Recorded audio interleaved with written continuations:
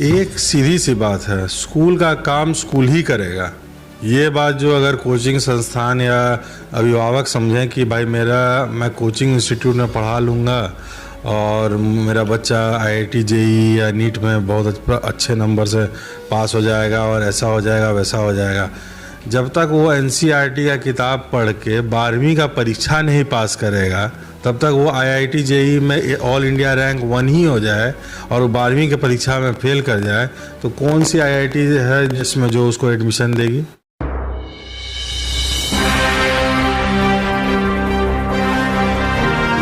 नमस्कार, बिहार मिथिला न्यूज में आपका स्वागत है। मैं मनोज।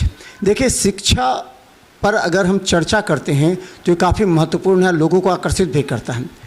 हमने देखा है कि दरभंगा ही नहीं, बिहार में शिक्षा के गुणात्मक पहलू और आधुनिकता को पूरी तरह अपनाया जा रहा है, अडॉप्ट किया जा रहा है विभिन्न स्कूलों द्वारा। दरभंगा का पब्लिक स्कूल बेला का जो एक ब्रांच जो खुला राघोपुर सकरी में, संस्कृति इंटरनेशनल, हमारे साथ राहुल जी हैं निर्देशक इनके। एक शब्द हम थोड़ा सा दोहरा देते हैं। वहाँ जो कार्यक्रम हुआ था, संजय झा ने कहा था जो एक ऐसा युवा जो कि ग्रामीण क्षेत्र के बच्चों में गुणात्मक आधुनिक शिक्षा देने के लिए है, इसलिए उसको सराहता है। ये शब्द संजय झा ने उस दिन मंच से कहा था। तो आप जी नमस्कार मनोज जी, आपको कैसे लगा कि जो टाउन का है, जो रेपो है, टाउन के में आप जो बच्चों को स्कूलिंग दे रहे हैं, ग्रामीण क्षेत्र में उस तरह की स्कूलिंग क्वालिटी एजुकेशन हो पाए, बच्चे उसको अडॉप्ट भी कर पाएंगे? देखिए मनोज जी, जहाँ तक बात रही ग्रामीण क्षेत्र की तो वह दरभंगा शहर से 20 किलोमीटर की दूरी पर है। कोई ऐसा हम लोग ग्रामीण क्षेत्र का नहीं बात करें, जैसे कैमूर के कुछ इलाके हैं जो जहाँ रोड नहीं है, जहाँ पर जाने की सुविधा नहीं है। यहाँ से मुश्किल से, मैं बेला में बैठा हुआ हूँ अभी, यहाँ से मुश्किल से आधे घंटे से 45 मिनट समय लगता है वहाँ पहुँचने में। और बच्चे शहरी क्षेत्र के हों या ग्रामीण क्षेत्र के हों, बच्चे तो बच्चे हैं, पढ़ाई चाहिए, आगे बढ़ना है तो उनके लिए ज़रूरी है कि उनको एक प्रॉपर ढंग से, एक आज जो स्टैंडर्ड प्रोटोकॉल जो पढ़ाई का है वो डिज़र्व करते हैं। इसीलिए उनको भी वही सारी सुविधा मिलनी चाहिए जो एक शहरी क्षेत्र में रहने वाले बच्चों को मिलती है। आप देखिए, संस्कृति इंटरनेशनल स्कूल में बच्चों को जो शिक्षा डे स्कॉलर नहीं, बल्कि वहाँ बच्चों को रखने के बाद वहाँ के डिसिप्लिन के साथ बच्चों के जो डेली रूटीन होता है कि अपने हॉस्टल वहाँ खोला है। किस तरह के हॉस्टल का पैटर्न क्या है वहाँ पे एक स्टैंडर्ड पैटर्न है हॉस्टल का। अभी शुरुआत में हम लोगों ने 90 बच्चों का हॉस्टल का की शुरुआत की है। एक फ्लोर पर 90 बच्चे, एक रूम में 8 बच्चे, इनको सभी आधुनिक सुविधाएँ उपलब्ध कराई गई हैं। इसमें हम लोगों ने एक ख़ास बात का ध्यान रखा है कि बच्चों की पढ़ाई के साथ साथ उनकी एक्स्ट्रा करिकुलर एक्टिविटीज़ पर खास करके ध्यान रखा गया है, जिसमें से कुल 7 एकड़ में वह स्कूल निर्मित है, जिसमें मात्र 1.5 एकड़ में भवन का निर्माण हुआ है और बाकी जो बचा हुआ 5.5 एकड़ है वो डिफरेंट एक्स्ट्रा करिकुलर एक्टिविटीज़ के लिए रखा गया है। जैसे कि उसमें एक नाट्य भवन का वो भी स्थापना की गई है, इंडोर बैडमिंटन कोर्ट की स्थापना की गई है, फुटबॉल ग्राउंड की स्थापना की गई है, स्विमिंग पूल की स्थापना की गई है, क्रिकेट के का तीन तरह का क्रिकेट पिच का स्थापना किया गया है, mat, mud and astroturf, astroturf basketball court की स्थापना की गई है। तो इस तरह से हम लोगों ने देखा है, हम लोगों ने कोशिश किया है कि जितना बच्चा पढ़ाई पर ध्यान दे रहा है, अगर 8 घंटे तो 8 घंटे उसे खेल कूद एवं एक्स्ट्रा करिकुलर एक्टिविटीज़ एवं जो भी उसको डे टू डे अवेयरनेस है वो उससे वो अवगत हो एवं उससे वह अपने लाइफ में एक सीख ले, क्योंकि जो वो आज देख रहा है, आज जो वो समझ रहा है, वही कल होकर के उसको प्रैक्टिकल लाइफ में इम्प्लीमेंट करना है। तो उसी को देखते हुए हम लोगों ने वहाँ पर कोशिश किया है कि हॉस्टल में बेहतर से बेहतर सुविधा दें, बेहतर से बेहतर पढ़ाई एवं एक्स्ट्रा करिकुलर की सुविधा दें। राहुल जी, एक महत्वपूर्ण सवाल होता है जो सभी गार्जियन सबसे पहले देते हैं, स्कूल की शिक्षण व्यवस्था में शिक्षकों का चयन, और शिक्षकों के चयन के बाद शिक्षकों की क्वालिटी, उनका बिहेवियर, उनका डीलिंग्स जो होता है, जो तो किस तरह का ये वहाँ पर है, शिक्षकों का आपने चयन कहाँ से किया, किस तरह? शिक्षकों का जो चयन है वो अलग अलग जगहों से शिक्षक आए हैं हम पर। जैसे कि कुछ शिक्षक आपको सिलीगुड़ी के हैं, कुछ वेस्ट बंगाल के हैं, कुछ असम साइड के हैं, कुछ लोकल हैं, कुछ आपको पटना से आए हैं। तो मिला जुला के अभी हम लोग के पास टोटल 32 35 टीचर्स वहाँ पर हैं जिनका मतलब वो विभिन्न जगहों से हैं, और एक पैनल कमेटी का हम लोगों ने गठन किया है कि स्टैंडर्ड नॉर्म्स के हिसाब से उनका शिक्षण ये होता है, उसके बाद इंटरव्यू होता है, इंटरव्यू के बाद उनका चयन होता है, और उसके बाद उनका 2 दिन का डेमो क्लास, और फिर उसके बाद वो रेगुलर हो जाते हैं स्कूल में। आप फीडबैक कैसे लेते हैं स्कूल के बच्चों का फीडबैक स्कूल टीचर के माध्यम से आपके पास? फीडबैक लेना बहुत ही, हम लोगों ने बहुत ही एक सुलझा हुआ सिस्टम रखा है फीडबैक लेने का। एवरी मंथ हम लोग एक बार कोशिश करते हैं कि जैसे हम लोगों की 4 स्कूल हैं, तो 4 स्कूल में प्रिंसिपल को इंटरचेंज कीजिए 1 सप्ताह के लिए, इस प्रिंसिपल को वहाँ भेजिए, उस प्रिंसिपल को वहाँ भेजिए, उसको चारों को इंटरचेंज कीजिए, चारों एक अपने स्कूल को छोड़ के दूसरे स्कूल के बारे में फ़ीडबैक लेके आएंगे। आप 3 महीने का फ़ीडबैक आप उठाइएगा, 3 महीने में 3 अलग प्रिंसिपल के वहाँ से 3 अलग फ़ीडबैक लेके आएंगे। आप उसको कोरिलेट करके आप एक पहुँच सकते हैं सिस्टम पे कि कहाँ पर भाई हमको त्रुटि है, कहाँ पर सुधार की ज़रूरत है, कहाँ पर भाई सब कुछ ठीक चल रहा है, कहाँ पर मुझे बदलाव की ज़रूरत है, कहाँ पर मुझे सुधार की ज़रूरत है। वो एक नियम बना हुआ है जो इन रोटेशन हम लोग को हर महीने एक सिस्टम से हम लोग को फीडबैक आते रहता है। राहुल जी, आपने 3 स्कूल का संचालन और 4 स्कूल, एक मैनेजमेंट कॉलेज का, मैं तो आप अध्ययन क्या करते हैं अभिभावकों का तरह, जो टाउन के हैं, जो रूरल एरिया अलग हैं, जो अर्बन एरिया, तो आपने अध्ययन क्या किया है जो अभिभावकों के मेंटेलिटी का? मैं विगत 9 सालों से स्कूल में हूँ, उससे पहले मैं बाहर था, नौकरी कर रहा था। 9 साल से 2016 से आज 2025 में हम लोग हैं। मैंने टाइम बाय टाइम यही देखा है कि अभिभावक जागरूक हो रहे हैं। पहले 16 में आया था तो हाँ भाई मेरा बच्चा 3रा पढ़ रहा है, इसको 5वां में डाल दीजिए। ऐसे मुझे साल में 100 गार्जियन भेंट करने आते थे मुझसे। लेकिन हाँ, आज के दिन में मैं एक बदलाव देखा है मैंने।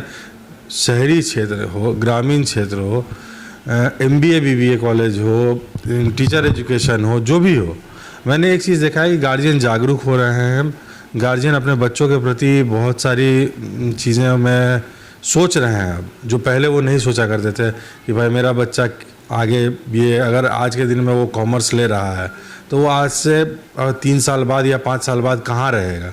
ये सब चीज़ जो हमको लगता है कि जागरूकता गार्जियन के पीछे बढ़ रही है, और ये बहुत अच्छी बात है कि अगर गार्जियन जागरूक हो जाएंगे, बच्चे खुद ब खुद रास्ते पर आ जाएंगे। और हम लोगों को जो समस्याएं पहले देखने के लिए में आती थी, वो सब समस्याएं अब आगे देखने में नहीं आएंगी। बच्चे self centric and self dependent हो जाएंगे 12वीं पास करते करते। राहुल जी, एक अंतिम सवाल, जो हमने अध्ययन किया है कि स्कूल से ज़्यादा कोचिंग क्लास की तरफ छात्र मोहित हो रहे हैं, और हमने देखा दरभंगा के कई स्कूल ऐसे हैं जो डायरेक्ट कांटेक्ट करके कोचिंग से कर देते हैं कि ठीक है जाइए, आप ही के यहाँ रहेगा, हमारे यहाँ पढ़ने नहीं आएगा।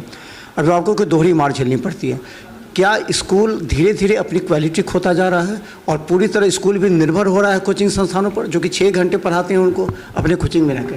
तो क्या ये प्रणाली जो डेवलप हो रही है वो कितना नुकसानदेह होगा आगे? एक सीधी सी बात है, स्कूल का काम स्कूल ही करेगा। ये बात जो अगर कोचिंग संस्थान या अभिभावक समझें कि भाई मैं कोचिंग इंस्टीट्यूट में पढ़ा लूँगा और मेरा बच्चा IIT JEE या नीट में बहुत अच्छे नंबर से पास हो जाएगा और ऐसा हो जाएगा वैसा हो जाएगा, जब तक वो NCERT का किताब पढ़ के 12वीं का परीक्षा नहीं पास करेगा, तब तक वो IIT JEE में ऑल इंडिया रैंक 1 ही हो जाए और वो 12वीं की परीक्षा में फेल कर जाए, तो कौन सी IIT है पूरे देश में जो उसको एडमिशन देगी?